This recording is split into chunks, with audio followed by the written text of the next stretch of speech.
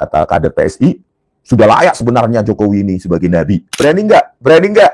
Atau beraninya cuma sama Rismon? Minta klarifikasi. Dr. Suryadi, senior PDIP, yang mengatakan bahwa sejumlah dokumen termasuk ijazah Jokowi diproduksi di Pasar Pramuka. Dalam satu paket 10 dokumen itu ya dibuat di Pasar Pramuka.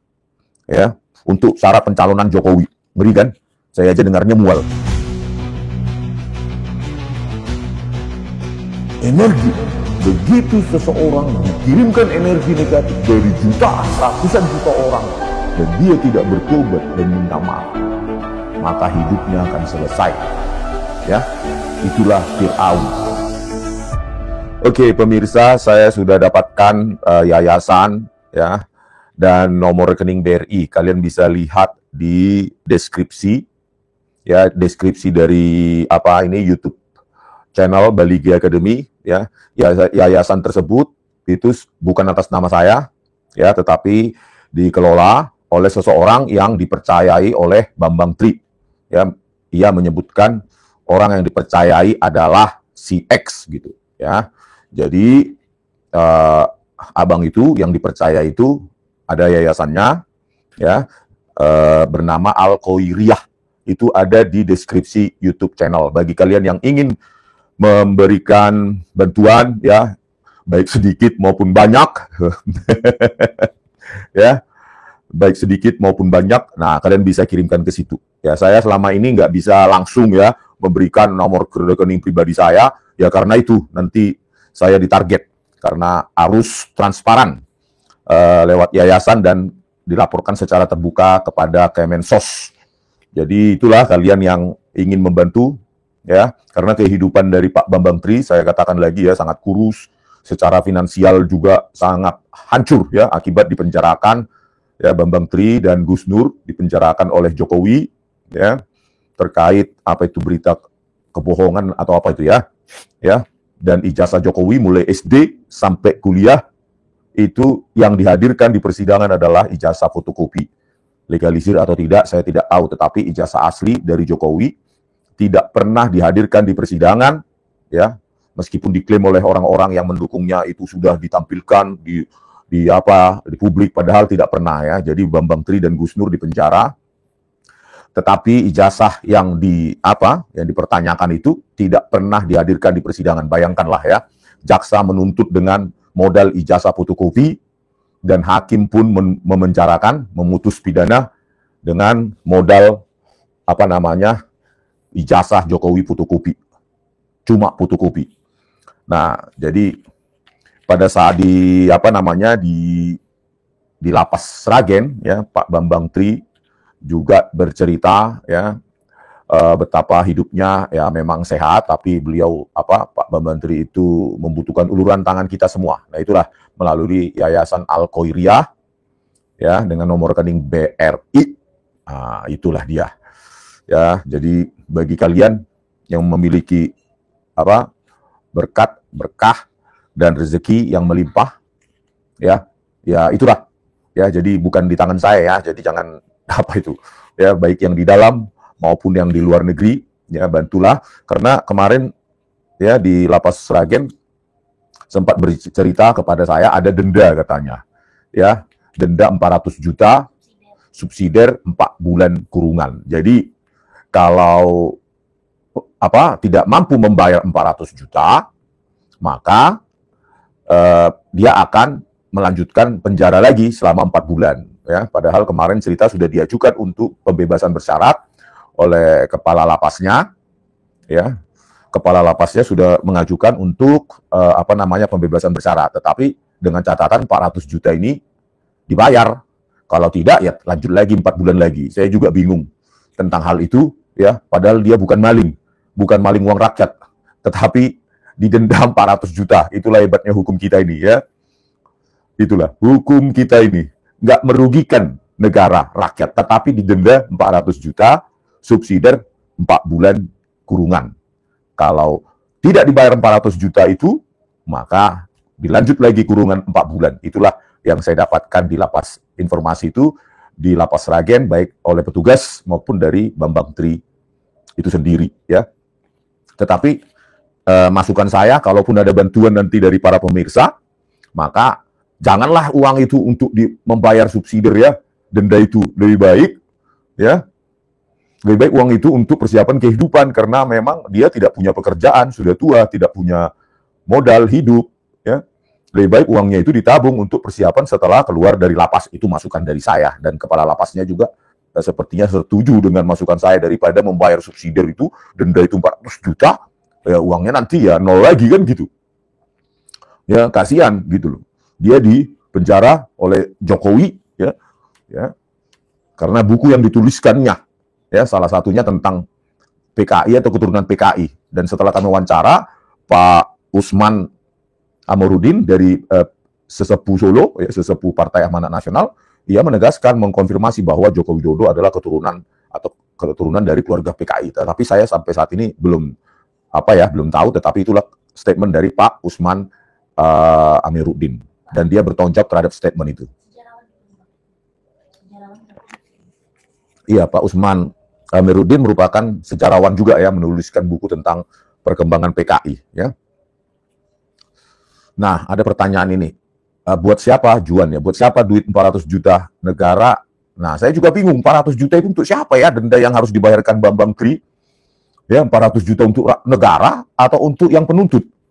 Jokowi, kan saya nggak tahu, bingung juga saya. Kok negara jadi berbisnis dari orang yang dipenjarakan? Apa yang dirugikan Bambang Tri sampai denda 400 juta? Ya, bingung kita ya. Selamat datang para buzzer. Nah, itulah ya. Jadi supaya tidak tiap video itu saya tampilkan bantuan untuk Bambang Tri, Yayasan Al-Khairiyah. Saya tempatkan aja di deskripsi dari kanal YouTube Balige Academy. Oke, Bunda Sinta, buzzer rupiah udah nongol. Bener, Bunda. Setiap saya nongol panas sekali. Padahal kita nggak membahas apa-apa. Cuma membahas Bambang Tri aja sudah nongol. Kita akan tuliskan ya pasti itu. Sedang OTW ya, tetapi yang paling penting adalah instrumen-instrumen kita. Kalau ini sampai ke pengadilan, ya kita akan membuat argumentasi-argumentasi dan bukti-bukti ilmiah. Itu pasti ya. Pasti itu. Nah, baru setelah itu kita buktikan. Oke, itulah sekilas tentang bantuan terhadap Bambang Tri. Saya juga ngenes dalam bahasa Jawa mungkin ya cocoknya, ngenes, prihatin terhadap kondisinya. Ya, prihatin sekali. Gitu. Kok bisa ada di sebuah negara atau republik yang berdemokrasi menuliskan buku atas investigasi lapangan, investigasi wawancara, dan itu dipenjara. Ya, dan modal untuk memenjara dia, ya, Bambang Tri maupun Gus Nur, itu adalah ijazah fotokopi. Itulah kejamnya Jokowi pada saat dia menjadi presiden. Sangat kejam ya. Ya kan? Sangat-sangat kejam. Bukan yang aslinya ditunjukkan. Nah, kau salah. Tidak. Tetapi fotokopi, jaksanya pun mau menuntut berdasarkan ijazah fotokopi. Mau menuntut dan hakimnya pun mau memutuskan pidana. Memutuskan pidana berdasarkan ijazah fotokopi tersebut. Inilah betapa buruknya penegakan hukum ketika Joko Widodo menjadi Presiden Republik Indonesia 2 periode. Dan para pengacaranya itu mengatakan, kami menang. Ijazah ini bla bla bla sudah di 3 atau 4 pengadilan, kami menang. Menang dengan cara licik, curang. Ya iyalah, ketika dia jadi presiden, siapapun bisa diatur di Indonesia ini. Ya, siapapun bisa diatur. Hanya bermodalkan fotokopi.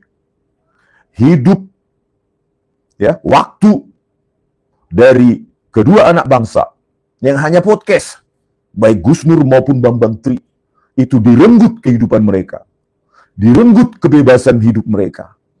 Ya, tidak lagi bisa bersama dengan keluarga, anak dan istrinya, tidak bisa lagi melakukan aktivitas-aktivitas untuk memperoleh pendapatan, untuk membiayai hidup anak istrinya. Itu direnggut seperti itu.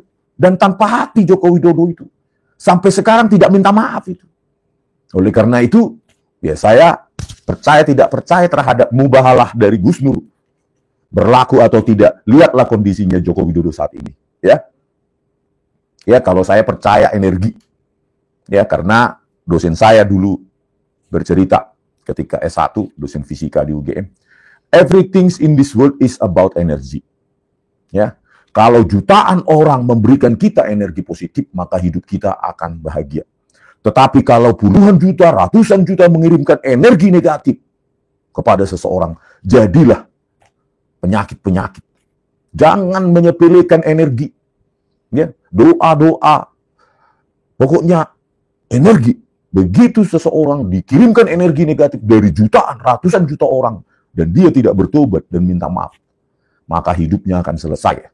Ya, itulah Fir'aun Indonesia, ya kan? Oke, itulah dulu mengenai Bambang Tri. Saya telah memenuhi janji saya kepada Bambang Tri, ya, tetapi tidak lewat rekening pribadi, tapi Yayasan Al-Khoiriyah.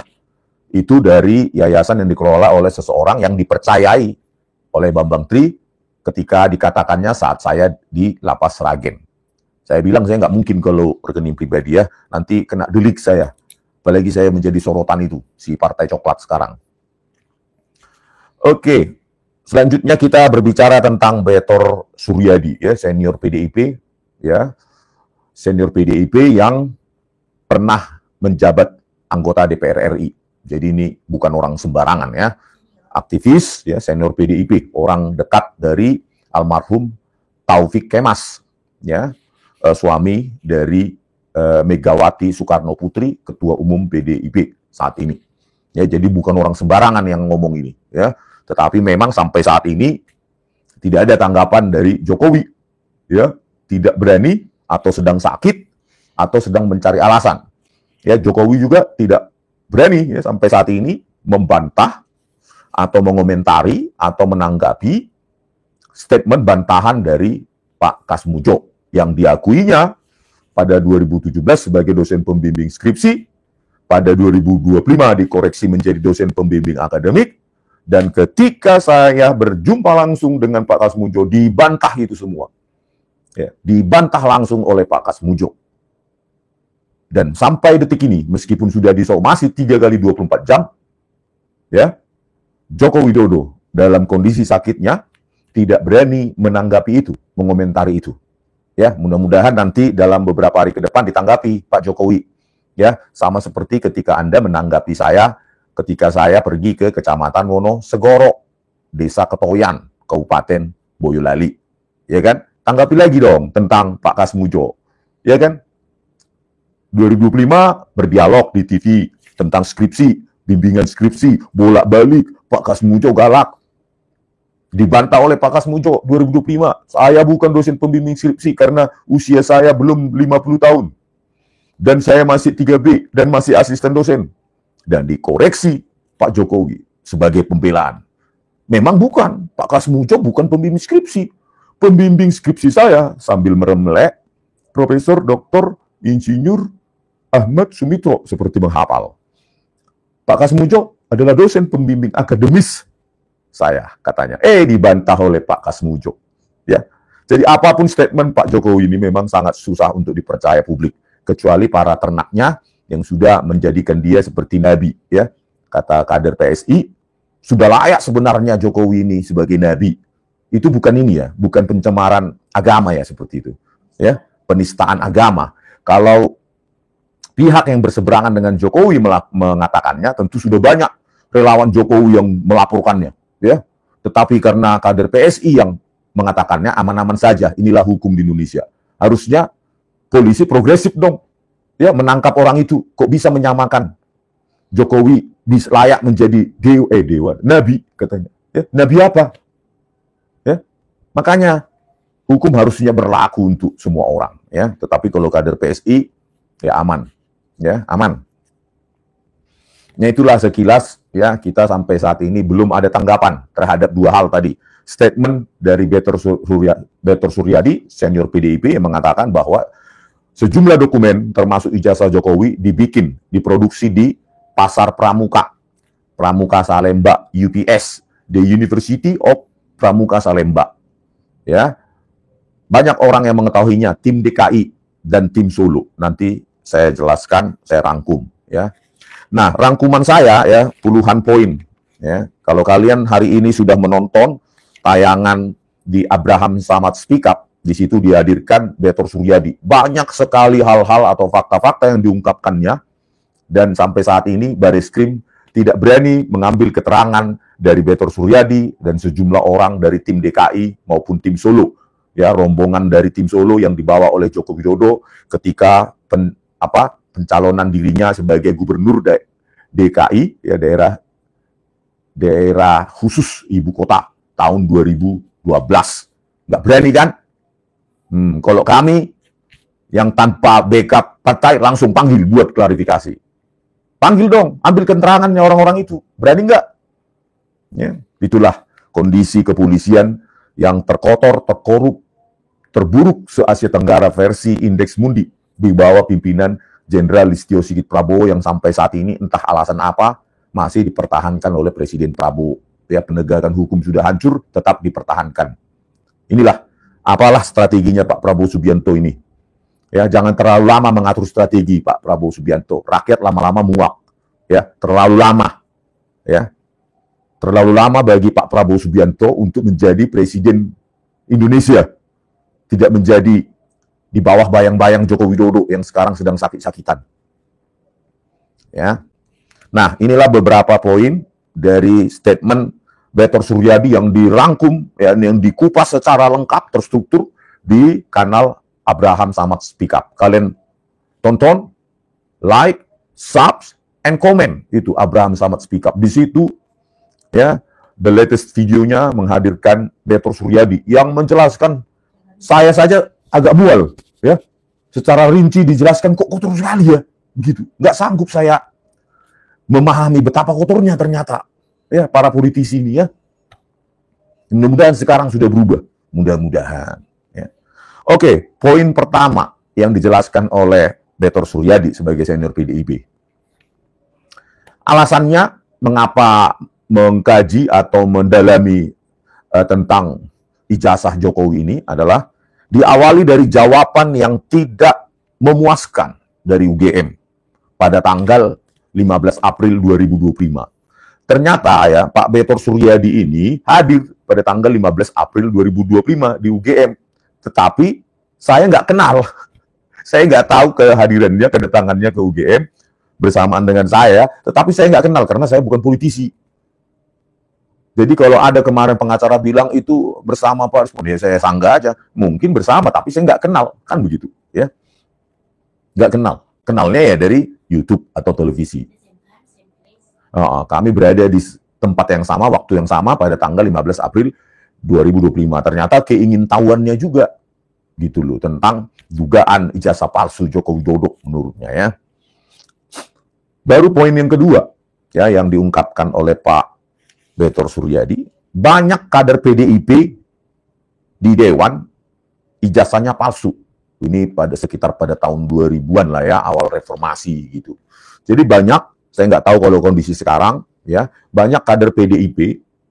Dan di video lainnya dia bilang bukan hanya PDIP, lintas partai gitu loh. Banyak menggunakan ijazah palsu yang dibikin di pasar pramuka. Jadi pasar pramuka ini sangat laris, ya, untuk para calon-calon pejabat, ya, bupati, wali kota, gubernur, bahkan presiden, ya. Jadi pasar pramuka ini jasanya berguna bagi mereka.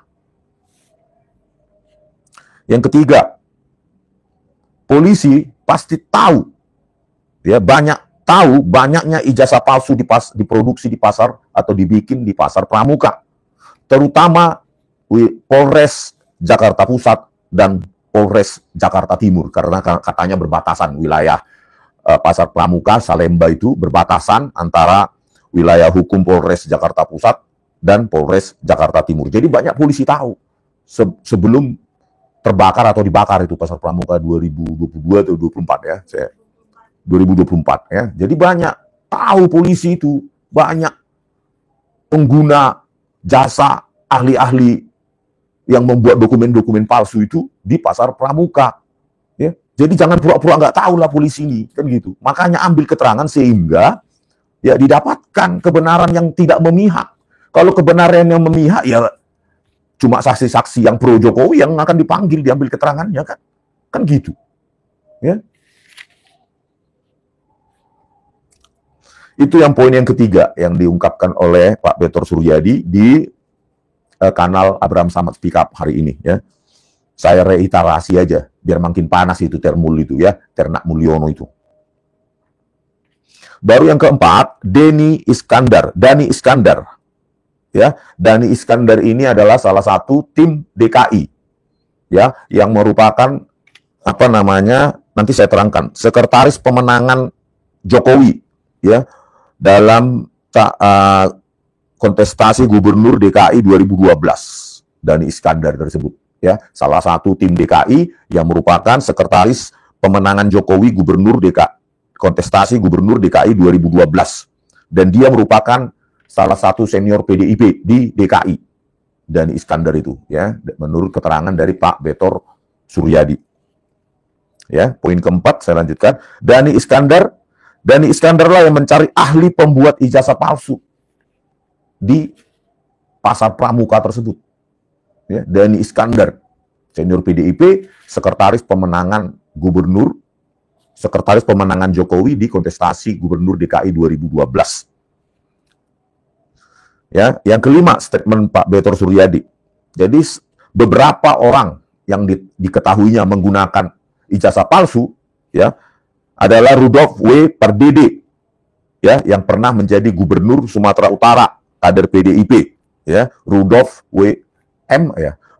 Pardede, ya, yang pernah gubernur Sumatera Utara, ya, menggantikan gubernur Sumatera Utara yang ditangkap KPK kalau nggak salah, ya. Nah, Rudolf M. Pardede ini salah satu kader PDIP yang menggunakan ijazah palsu. Itu menurut keterangan Pak Betor Suryadi. Yang keenam, ya, JR Saragi juga diketahui menggunakan ijazah palsu sudah dibatalkan, ya, mantan Bupati Simalungun, ya, mantan Bupati di Kabupaten Simalungun. Jadi banyak yang menggunakan ini yang ketahuan, ya. Itu poin yang keenam. Yang ketujuh, awal 2012, ya, menurut keterangan Pak Betor Suryadi, ya, saking banyaknya informasi yang diungkapkan, saya catat poin-poinnya gitu ya. Ya, meskipun di wawancara dengan Abraham Samad, ya, Bang Abraham Samad itu, ya, Pak Betor Suryadi ini sudah sangat terstruktur menurut saya karena tanpa teks, ya. Orang yang tanpa teks, yang dengan teks aja sampai bisa we walk the talk, not only talk the talk. Bayangkan itu sudah pakai teks itu, ya. Bagaimana kalau tanpa teks, kan ya? Jadi poin ketujuh, awal 2012 rombongan Jokowi dari Solo, ya, berikut dengan Jokowi bertemu dengan tim DKI awal 2012 menjelang kontestasi gubernur DKI, ya, 2012. Nah, rombongan Jokowi tersebut dari Solo bertemu dengan tim DKI di Jalan Cikini. Ya. Tim Solo tersebut terdiri dari David, Anggit, Widodo, Isnaini. Katanya sekitar 3-5 orang, ya. Tim Solo tersebut, David, saya ulangi lagi, ya, Anggit, Widodo, dan Isnaini. Satu orang lagi nggak tahu, ya. Terus tim DKI, ya, di Jalan Cikini tersebut, ya, yang bertemu dengan tim Solo adalah Prasetyo Edi Marsudi, itu mantan Ketua DPRD DKI. Prasetyo Edi Marsudi, ya, ex Ketua DPRD DKI. Terus Dani Iskandar. Terus Indra. Selanjutnya Julianto. Nah, inilah tim DKI bertemu di Jalan Cikini, ya, untuk berdiskusi bagaimana melengkapi dokumen-dokumen Jokowi, ya, untuk pencalonan sebagai gubernur DKI pada tahun 2012.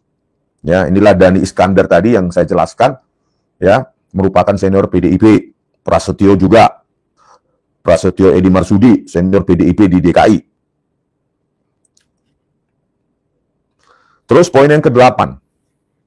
Ya, Dani Iskandar inilah yang merancang ijazah Jokowi dan dokumen-dokumen lain mulai dari SD sampai S1. Nah, itu poin ke-8. Yang ke-9. Tim Solo bertemu dengan tim DKI bahwa tidak ada dokumen Jokowi. Ada 10 dokumen katanya, sekitar 10 dokumen yang tidak ada sebagai syarat pelengkapan pencalonan gubernur DKI. Ya, seperti dokumen nikah. Saya juga bingung kenapa dokumen nikah nggak ada. Terus SKCK, terus tes intelijensia, Terus surat keterangan sehat dari rumah sakit. Tidak ada kecanduan mungkin ya, narkoba, surat keterangan tidak ada kena narkoba. Terus ijazah ya, jadi sekitar 10 dokumen itu dibuat di jadi membuat daftarnya itu Dhani Iskandar itu. Itulah yang dalam satu paket 10 dokumen itu ya dibuat di Pasar Pramuka. Ya, untuk syarat pencalonan Jokowi. Ngeri kan? Saya aja dengarnya mual, ya. Nah, 10 dokumen inilah nanti yang dibuat di Pasar Pramuka itu dipakai untuk syarat pencalonan gubernur DKI. Dan itu pula lah yang dipakai ya, selanjutnya dipakai syarat pencalonan presiden 2014. Bayangkan itu. Mual nggak kalian dengarnya? Mual. Harusnya presiden itu adalah contoh moralitas tertinggi di Republik ini. Tetapi lihatlah produksi Pasar Pramuka. Dan sampai saat ini tidak berani menanggapi ya Pak Jokowi ya. Baik statement atau keterangan dari Pak Betor Suryadi maupun bantahan dari Pak Kasmujo. Nggak berani. Jadi ditakuti ini dua orang ini ya. Nggak berani, apalagi melaporkan ke Polda Metro Jaya. Beraninya sama kami aja. Ya, Pak Jokowi.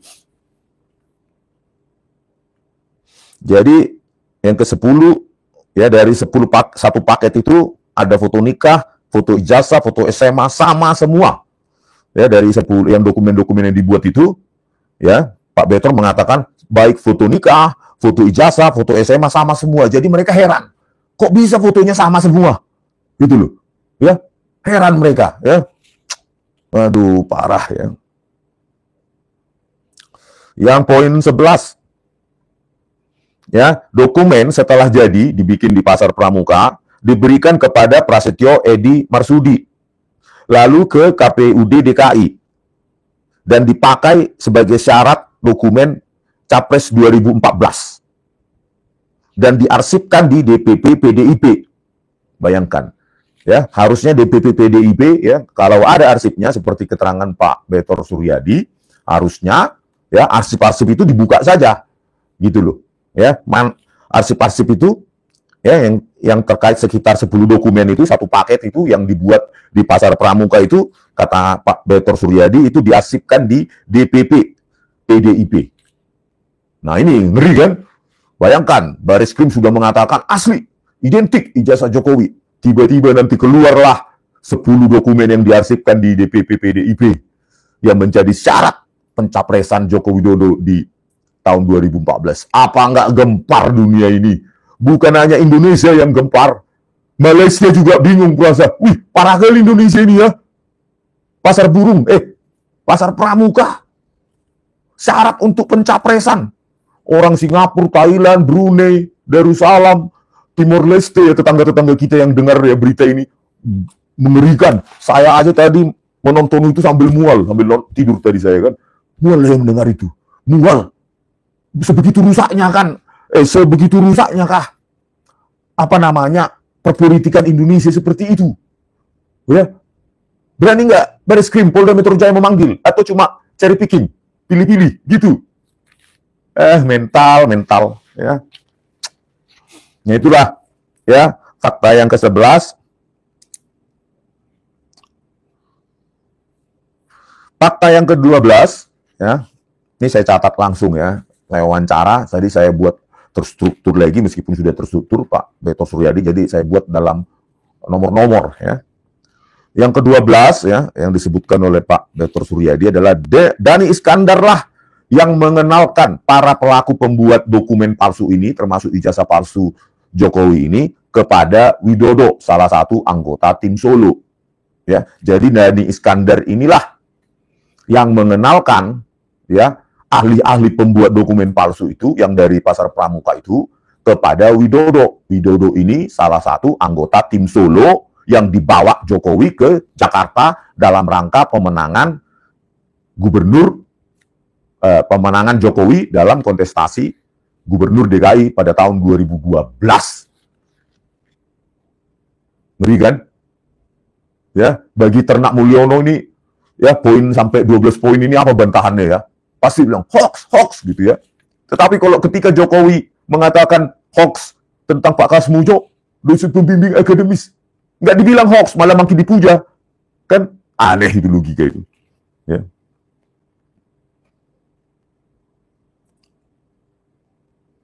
Nah, setelah dikenalkan oleh Dhani Iskandar, ya, para pelaku pembuat ijazah palsu ini yang dari para pasar pramuka tersebut, Widodo dan para ahli pembuat dokumen palsu ini dari pasar pramuka lah yang selanjutnya melanjutkan pembuatan ijazah tersebut setelah dikenalkan oleh Dhani Iskandar.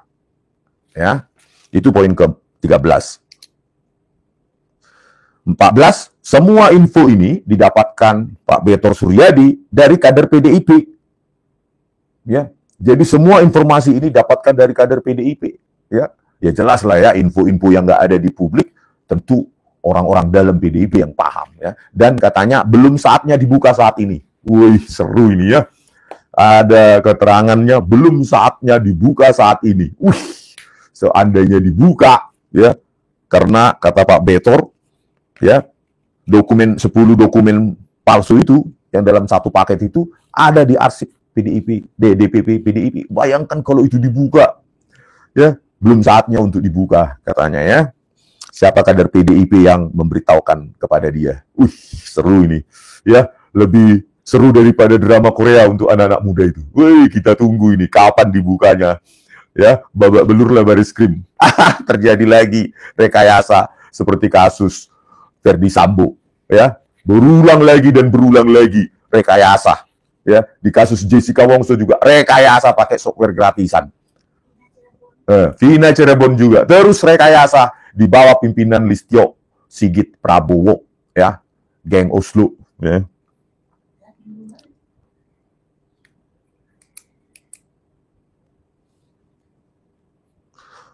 Poin yang ke-15, tim Solo minta dibikinkan satu paket dokumen palsu. Itulah ya, sekitar 10 dokumen. Mulai dari foto nikah, foto ijazah, foto SMA, foto ijazah UGM, ya, dan lainnya. Bahkan sampai surat keterangan tidak kecanduan narkoba, surat keterangan sehat dari rumah sakit, surat tes intelijensia, SKCK, itu semua satu paket dibuatkan.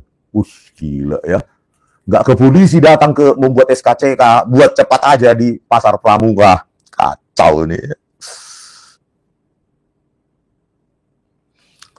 Yang ke-16, yang pernah melihat ijazah dan dokumen palsu tersebut ya adalah Andi Wijayanto. Satu. Yang kedua Prasetyo Edi. Prasetyo Edi Marsudi dan tim Solo. Tim LO, nggak tahu license officer atau apa ya, tim LO katanya. Itulah yang pernah melihat dokumen-dokumen yang dibuat di pasar pramuka tersebut. Ya, baik Andi Wijayanto, Prasetyo Edi Marsudi, dan tim LO. Mungkin LO itu apa ya? License officer atau apa gitu ya, nggak tahu saya, LO. Itulah yang ke-16, poin yang dikatakan oleh Pak Betor Suryadi. Ya, terus masih di poin 16. Jadi ada 2 orang ya, anggota KPU kaget lihat dokumen yang diserahkan kepada KPU. Pertama adalah Hazar Dumai. Kaget katanya. Ya mungkin melihat foto yang seragam sama itu kaget lah ya. Ini kok sama semua foto kawin, foto nikah sama foto ijazah ya? Ya orang serendah-rendahnya intelijensia orang ya kan. Kok sama ini? Kok sudah kumisan dia di sini? Kumisan juga di sana. Nah, mungkin kaget dia. Ya, wajar. Ya, anggota KPU yang kaget adalah Hazar Dumai. Yang kedua, ex-ketua KPU, Kamil Husni Kamil Manik yang sudah meninggal, almarhum. Ya, nggak tahu katanya. Apakah meninggalnya karena kaget melihat dokumen palsu itu atau menyesal? Nggak tahu juga ya. Jadi itulah yang kaget katanya. Kaget melihat foto-foto yang di ijazah itu sama, seragam katanya. Kaget. Ex-ketua KPU almarhum Husni Kamil Manik. Bayangkan, kaget. Kacau ya. Salam Pramuka. Makin membahana ya. Salam Pramuka di seluruh Republik Indonesia. Dari Sabang sampai Merauke. Jangan-jangan nanti mulai dari anak TK sampai anak kuliah. Nanti SD, SMP, SMA. Salam Pramuka. Untuk apa sekolah? Lebih baik ke pasar Pramuka. Jangan-jangan begitu nanti. Kacau. 17. Dr. Zulkifli juga mengatakan hal yang sama. dan dia mengatakan foto di dokumen beda dengan Joko Widodo. Dr. Zulfikli atau Zulkifli ya, nanti saya cari orangnya. Terus yang ke-18, diulangi lagi, arsip 10 dokumen palsu itu yang dibuat di Pasar Pramuka seharusnya ada di kantor DPP PDIP. Nah, mudah-mudahan ada, atau menunggu waktunya, timing ya. Orang politisi kan begitu. Kapan momentumnya ini? Kita keluarkan dokumen ini. Biarkan aja dulu dia begitu. Nah, kita lakukan nanti ini pada saat dia begitu, katanya. Mungkin kayak gitulah. Saya nggak tahu politik-politik itu deh, ya kan? Saya bukan orang politik. Kalau saya orang politik, apalagi dari partai besar, mungkin mikir juga Joko Widodo melaporkan saya. Ya kan? Karena saya nggak ada afiliasi politik apapun, enteng lah dilapor-laporkan ya. Yang ke-19, ya pada saat pencalonan Gubernur DKI, ya Joko Widodo, ya dalam kontestasi Gubernur DKI 2012, Dhani Iskandar dijanjikan, ya kalau menang, ya, kalau Jokowi menang sebagai Gubernur DKI, Dhani Iskandar dijanjikan sebagai Direktur Utama Pasar Jaya. Nggak tahu saya kenapa dia pengen kali jadi Direktur Utama Pasar Jaya. Ya, janji itu diberikan oleh Prasetyo Edy, ya sebagai pemenangan lah pokoknya, tim pemenangan Jokowi. Nah, cuma dikasih komisaris, lalu ditawarkan menjadi komisaris saja lah. Nggak mau Dhani Iskandar. Dia pengennya jadi Direktur Utama Pasar Jaya. Nah, nggak tahu saya Pasar Jaya ini apakah pasar beneran atau apa, ya kan? Atau pasar besar, ya pasar utama di DKI mungkin banyak duitnya, ya kan? Mungkin setoran dari pemilik lapak, ya kan? Misalnya 20.000 sehari pemilik lapak, ya kan? Bayangkan kalau misalnya 10.000 pelapak, 200 juta poang sederi satu hari. Bayangkan 200 juta dikali 30, 6 miliar tinggal tidur. Mungkin itu pikirannya ya. Jadi dia dijanjikan menjadi, kalau Jokowi menang, dijanjikan sebagai Direktur Utama Pasar Jaya. Tapi dibohongi, ditawarin jadi komisaris saja, dia tolak, kata Pak Betor Suryadi. Itulah poin yang ke-19. Ya, banyak kali keterangan penting ini. Saya bingung, kalau sampai Barreskrim dan Polda Metro Jaya mengabaikan fakta-fakta ini, berarti mereka bukan cari kebenaran, tetapi pembenaran. Yang ke-20, Dhani Iskandar menjadi sekretaris pemenangan Jokowi pada Cagup 2012 bersama Prasetyo Edy dan Boy Sadikin, katanya. Ya, Dhani Iskandar menjadi sekretaris pemenangan Jokowi pada kontestasi Gubernur DKI 2012 bersama Prasetyo Edy Marsudi dan Boy Sadikin. Itu yang ke-20. Berkantor di Jalan Borobudur 22. Jokowi kalau malam pergi ke situ, di kantor pemenangannya itu. Ya. Dhani Iskandar dekat dengan Prasetyo Edy Marsudi. Jadi orang ini orang-orang yang sudah orang-orang beken ya di DPD DKI ya. Orang DKI, PDIP DKI gitu loh. Pertanyaannya, berani nggak Barreskrim dan Polda Metro Jaya mengambil keterangan mereka? Berani nggak? Berani nggak? Atau beraninya cuma sama Rismon? Minta klarifikasi. Nah, berani nggak? Gitu loh. Atau Pak Jokowi berani nggak melaporkan orang-orang di PDIP sekarang? Mungkin pada saat kalau jadi presiden, masih jadi presiden, berani ya Pak Jokowi ya. Siapa yang takut? Siapa yang berani sama Pak Jokowi waktu jadi presiden kan? Ya kan? Tapi sekarang sudah jadi mantan sih. Ya, belum tentu berani. Dalam verifikasi ya, KPU tidak memiliki berita acara pemeriksaan dengan UGM terkait verifikasi ijazah Jokowi di Fakultas Kehutanan UGM. Jadi KPU datang sih ada dananya untuk verifikasi, tetapi KPU tidak memiliki berita acara pemeriksaan dengan UGM terkait verifikasi ijazahnya. Ijazah we walk the talk, not only talk the talk. Ya, itulah 21. Jadi KPU tidak memiliki berita acara pemeriksaan dengan UGM. Apa yang diperiksa oleh KPU? Ya, itulah, bayangkan. 21 poin, dan ini nanti akan berkembang lagi dan berkembang lagi. Saya yakin Pak Betor Suryadi, Pak Prasetyo Edy Marsudi, Boy Sadikin, dan Dhani Iskandar, dan lainnya, itu masih memiliki sejumlah fakta yang mereka ketahui. Ya, kalau menurut saya, jujur aja lah, ya, toh Joko Widodo sudah nggak jadi presiden. Jujur aja lah, ya, karena ini terkait dengan sejarah di Republik Indonesia. Saya yakinnya, meskipun bukan hasil riset, tetapi keyakinan, ya, saya yakin kalau Pak Jokowi tidak menggunakan gelar insinyurnya dari Fakultas Kehutanan 2000 pada saat Capres 2014, dia pasti nggak bakal menang. Kalau modal ijazah SMA-nya, ya, kalau modal ijazah SMA-nya pasti tidak akan menang dia sebagai presiden, karena lawannya sangat berat, ya, mantan Komandan Jenderal Kopassus, ya, Komando Pasukan Khusus, ya, 2014. Jadi kalau tidak ada tim Solo maupun tim DKI yang membuat, ya, melengkapi 10 dokumen satu paket dokumen palsu tersebut, maka, ya, tidak ada gelar-gelar insinyur, maka seharusnya Pak Prabowo Subianto lah, ya, seharusnya Pak Prabowo Subianto lah menjadi Presiden Republik Indonesia tahun 2014. Gitu loh, ya. Jadi sejarah ini nggak bisa lagi dibalik memang. Jadi Pak Prabowo apapun itu jangan merasa utang budi kepada Jokowi.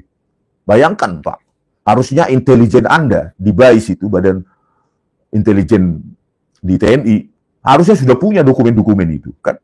Dokumen yang dipakai Jokowi dalam Capres 2014, Cagup 2012, dan sudah menginterview, saya yakin sudah mendapatkan interview langsung dari orang-orang itu, ya, Dhani Iskandar, Prasetyo Edi Marsudi, Widodo, David, Anggit, ya, dan lainnya. Saya yakin itu sudah ada di tangan intelijen. Cuma mungkin Pak Prabowo tahu kapan momentumnya untuk mengeluarkan itu, ya, tahu. Saya yakin. Tinggal tunggu waktu saja.